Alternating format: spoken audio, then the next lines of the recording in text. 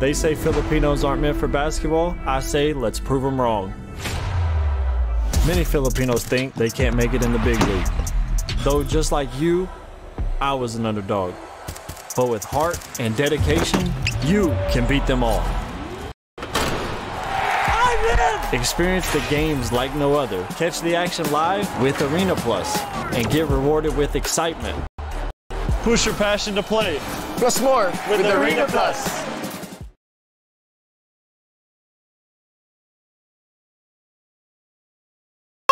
Naku mare, happy Monday to the highest level. Talaga nga naman, super saya, super sarap talaga ng pakiramdam, diba? But anyways, mga panggan, naku, eto na, masasarap ang inyong Lunes. Lalo pa sasamahan natin yan ng mga food supplement na talagang pinagkakatiwalaan natin lahat.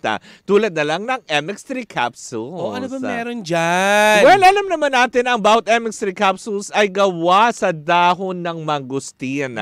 Yun yung mga MX3 tea with pandan. Wow. Pero itong MX3 capsules na ito ay low in sodium, fat-free at cholesterol-free na nagtataglay ng alpha, beta, gamma nutrients na may antioxidants and anti-inflammatory properties. At ito yung MX3 product na dumaan sa state-of-the-art ISO certified na planta at masusing pinag-aralan ng mga highly trained pharmacists at microbiologists. Kaya nga naman, hindi kataka-taka na inawardan sila mula sa iba't ibang parte ng mundo dahil ito'y proudly Philippine-made. Kaya naman, Mare, kung meron katanungan ng ating mga pangga, bisitahin lamang ang website ng mx3ph.com. O di naman kayo tumawag sa kanilang hotline sa 0918-8888-693. Cheers, Miss Dabaglita!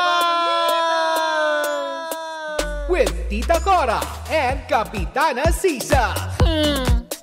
Sing-sing pero iba. We are number 106.7 Energy FM. Pangga, wag mong sabihing radyo. Sabihin mo. Yan! Happy Monday morning po sa inyong lahat. Kamusta ka, Marcel? Okay lang naman. This Diba? weekend ay nagbanding kami ng aking ina. Ay, wow! Diba? In Ang fairness. ina ko. Oo, diba? At ina nila din. Kami naman kasi, weekend, nagbanding kami ng amo ko, diba? Na si Lida Aquino, Lakas diba? makadog ng amo, ah. Pasok ka, girl. Ng amo ko, yes. Arf, arf, diba? Grabe yung Who lets aso. the dog out? Rurf! Rurf! Rurf! Hala. But anyway, gusto ko palang batiin na dahil meron tayong nakadaupang palad dyan sa may bandang Santa Rosa, Laguna, to be specific dyan sa may Enchanted Kingdom, yung staff ng Mary Grace na si Rizal. O, diba? Rizal yung pangalan niya. Na parati daw siyang nanonood ng Baklitas. Hello po sa inyo. Maraming salamat. Thank you. Diba? Thank you so much ang kanilang mga staff na si Mau, si Marvs, and of course si Gian. Hello po sa inyong lahat. Thank you so much. Pero eto na, mukhang eto na tututukan ng lahat dahil natapos na! Ang alin? Ay nako, ang pagtutunggali para sa semifinal round. Pero eto na, ang... Chika sa Arena!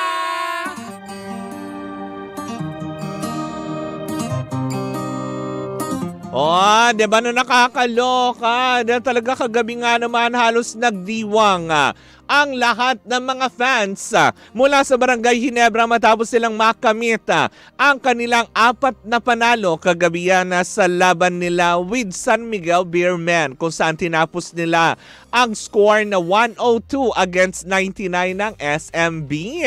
Talaga nga naman last Friday naman ay tinapos naman din ng TNT ang laro na ito, kung saan nga naman sila ay umusad na patungong final round dahil tinapos nila ang laro against Rain or Shine sa score na 113 against 95. Inaantabayanan ng lahat ang pagsasagupaan ng dalawang koponan na ito na uusad sa final round para sa 49th season na ayan, diba? Ang taray dito. Ano ba to? Yung alin? Governor's Cup. Governor's Cup nga ba?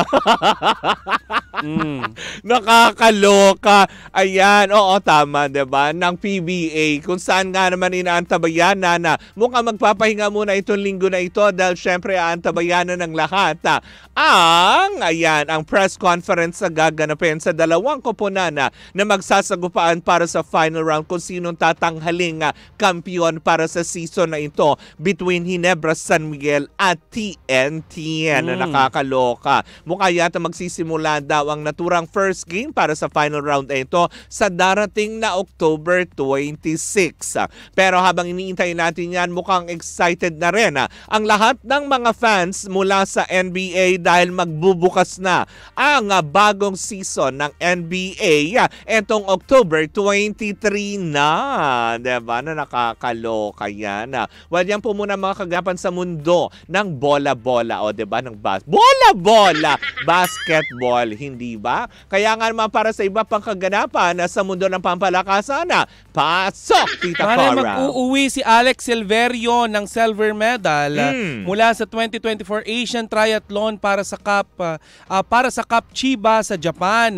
Natapos ng Cebuanong manlalaro or athlete ang race sa PTS4 category sa loob ng 1 oras, 16 minutes and 7 seconds for the second place finish. Kaya naman, ipinagbubunyi ngayon ng kupunan ng Pilipinas ang kapagkapanalo ng ating manlalaro dyan sa Chiba, Japan. Ay, congrats! Sa chess naman, Mare, sa Asian Junior and Girls Chess Championship 2024, natapos ni Giancarlo Arca ang 8th place. In 8th place sa standard event, habang si Michael Concio naman ay nakakuha ng 9th place sa junior standard event. 12th place naman ang natapos nitong si Jamaica Yap Mendoza with 4.5 points sa girls standard event. Samantala, Mare, sa sa dart, 1 hanggang 2 finish ang nakuha ng Pinoy darters. Ayan, darters. Ay, tinarget. Gusto na mo sina yan. Lawrence Ilagan at Sandro Susing sa 2024 PDC Asian Championship na ginanap sa Manila. Nagharap sila sa finals na natapos sa score na 7-3. Ay, in fairness. Pero bago tayo tuluyang magtapos, kung ikaw ba naman gaya ng ibinalita namin, para ikaw ay laging updated sa mundo ng pampalakasan, lalo pat may kaugnayan sa basketball, mag-download na ng Arena Plus sa inyong mga cellphone dahil tinanghal sila bilang Best Sportsbook Operator sa 2024 Sigma Asian Awards, kung saan nga na makaastig natin dyan ang mga Pinoy basketball sensation sa mundo ng PBA na sina Scottie Thompson na maglalaro for Barangay Ginebra. And of course, ang Pinoy pride na umariba sa mundo ng NBA, ang phenomenal basketball film star, diba? Na si Jordan Clarkson at ang kanilang newest endorser na si Austin Taylor Reeves. Kaya naman pangga, i-download na ang Arena Plus app sa inyong App Store at Play Store at pwede rin mapanood ang arenaplus.ph. Dahil sa Arena Plus, astig sa sports. Gaming is for 21 years old and above only. Keep it fun! Game responsibly! At syempre ang ating chika sa arena na ito ay hatid sa atin ang Arena Plus, astig sa sports! Diba na nakakaloka? Itias! Eto mas nakakaloka dahil nga naman, diba, matapos nga tayong tumutok sa mundo ng pampalakasan. Ako, mukhang medyo malakas din ang arrive na ito ng chikang ating nasagap. Matapos nga daw kasing magpaalam ni Rufa May Quinto dahil sa Showtime. Ano ba, chika? Well, yun nga din parang sinasabi ng ilan na kung saan in-expect nga doon ng karamihan kasi na, alam mo yun, hoping sila na mareregular nga sila dahil nga syempre, di ba, kinuha siyang isang parang guesturado sa Kaloka-like. Ay, panay pa ang parinig niya, di ba, gusto niya ma-regular? Yes, di ba? Kaya nga naman medyo nagimbal ang lahat nang bigla naman siya na parang tipong ay nagpaalam bigla dahil sa ibang mga commitments di umano. Daw. Oo. Pero for sure ibabalita mo to dahil may narinig ka. Ang sabi naman ng iba, mukha daw wala naman siguro kasi mukha naman daw Totoong nagja-drive naman silang lahat, di ba?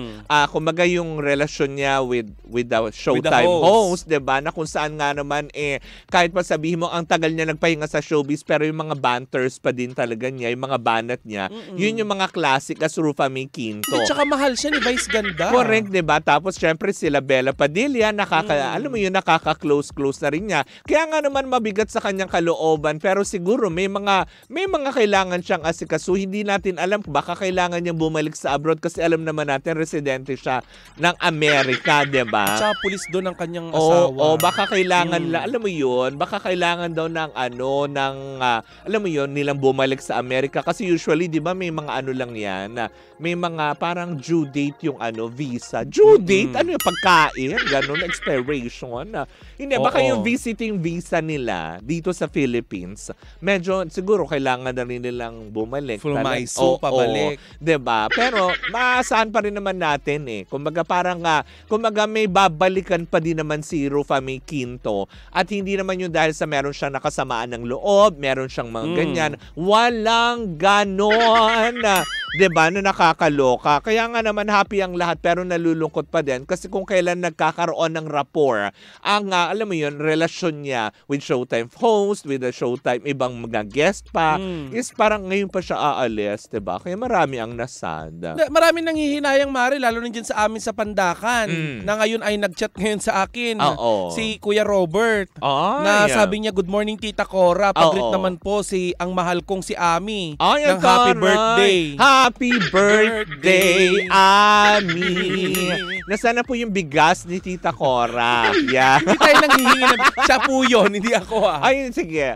Ako na lang po yung kukuha mamaya.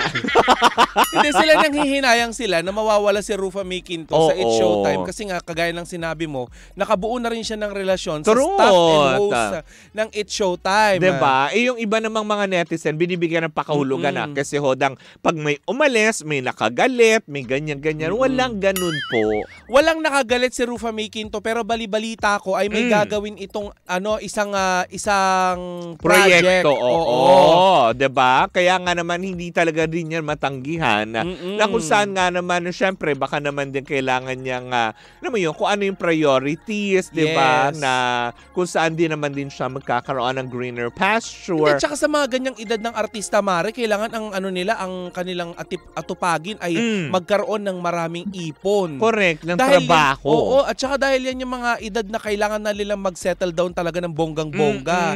Kaya wag nating pag-isipan na masama kung makita natin si Rufa May kung saan-saan. Correct, diba? Ang gusto lang naman yan ay magtrabaho para sa kanyang pamilya. True. At saka isa pa, speaking of si Rufa May naman, diba, isa talaga sa mga highest grosser yan way back pa nung kanyang mga kapanahunan. Oo, lalo yung pelikula niyang Buba. Diba?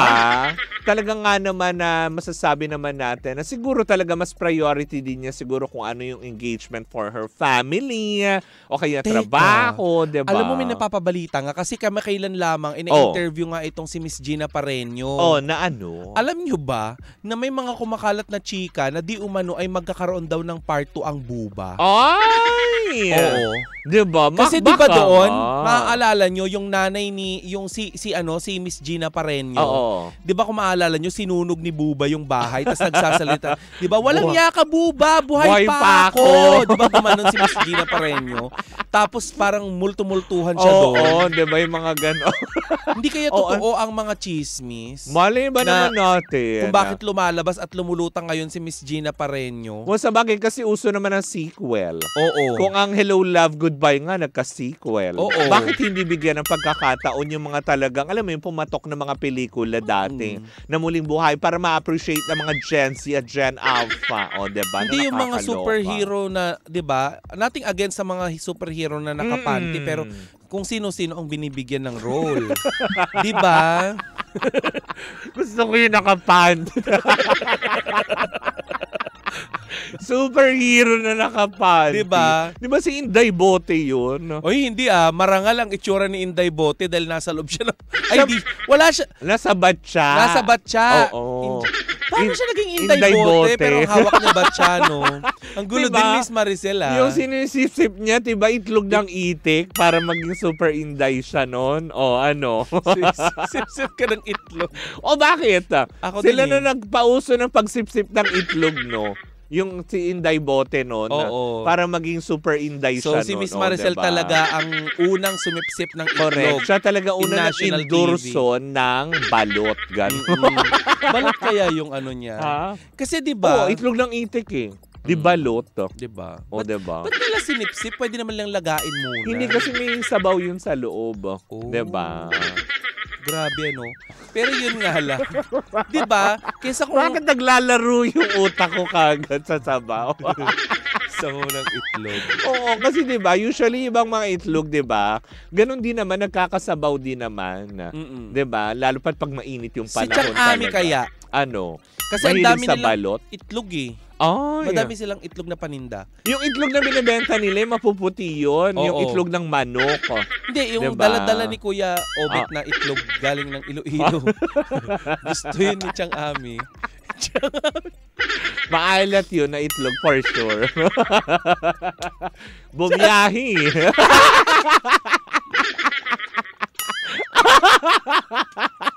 Bumiyahi yung itlog eh. Siyempre maalat yun for sure, diba? Yung mga nugasa naman daw. Diba? Ay, siyempre, bago mo naman kainin talaga yun, diba? Bago mo bitakin ng ng kutsara, diba? Wait, nugasan nyo ba ang itlog maalat? Kasi di ba matatanggal yung kulay niya? Lang naman yun eh, food coloring. Hindi, oo. Diba? Nung bata ko ginagawa kong blush on yun. Ay talaga, nauso na yung yung pag-tap, gano'n. Oo, yung diba? Itlog. Ikaw ba na ginaganon mo din yung itlog sa mukha mo? Hindi. Ako lang yun siguro. Kusa. Ginaganon ko yung itlog. Kusang mapula-pula na siya, diba? Pero alam mo kung anong sikreto daw pala, para pumula yung itlog? Ano? Pitik-pitik.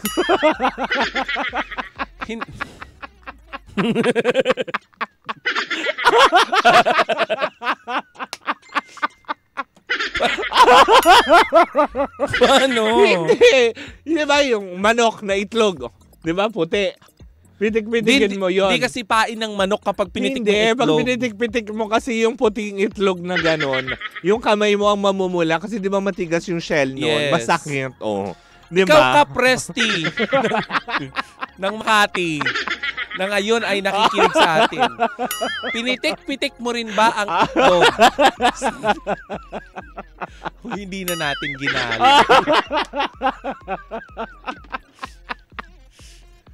Hello po, Kap Presti. Si Kap. Barangay Captain dyan sa Makati. Ayan. Saan barangay siya sa Makati? Kalimutan ko na din. Kap, saan ka nga ulit Saan ka nga ulit barangay Captain? Diba? Na nakakaloka. Siyempre, sa lahat pa rin po ng ating mga pangganap. San Antonio daw. Ay, ayun, barangay San Antonio. At hindi daw siya namimitik ng itlog. Lang. Biyakin daw niya. Biyakin. Ano ang gusto mong luto sa itlog? Sunny side up o yung scramble? Binati. Oo. Kasi diba, mas mas malapit. Tapos, diba lalagyan nyo ng parang kamatis. Naiinis lang ako kasi kapag naggagano ka, talsikan talaga ako. Kaya lagi ako nag-i-apron. Bakit no? Parang pag nagluluto ka ng itlog at kumakain ka ng itlog, laging ang dumi-dumi. Diba? Bakit ang dumi? Hindi kasi pag nagluluto ka, may tilamsik. Oo, yung mantika. Diba? Lalo pa syempre pag galing sa palengke, madumi yung itlog, hugasan mo yun. Hindi, na-experience ba may mga balabalahibo pa ng manok?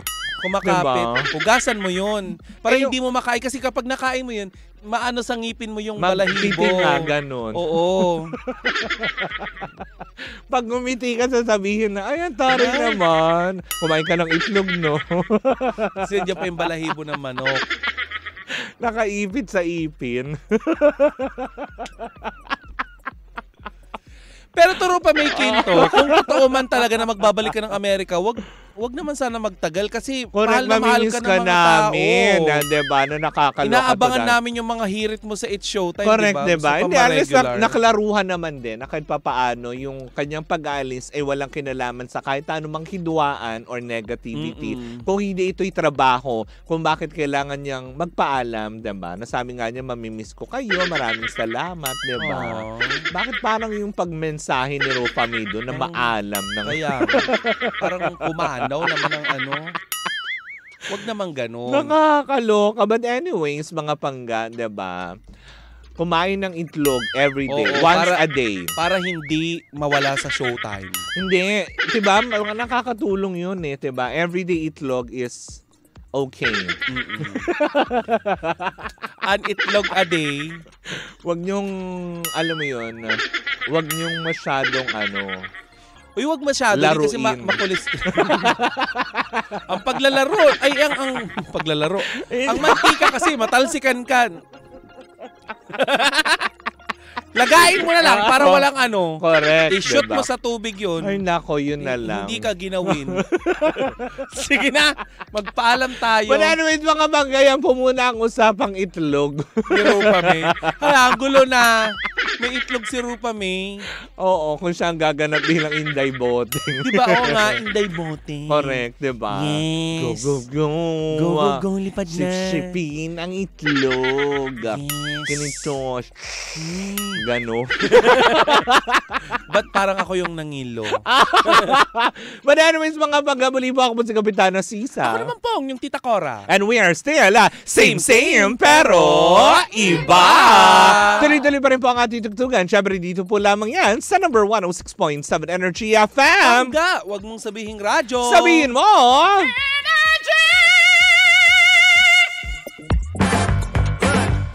Let me tell you.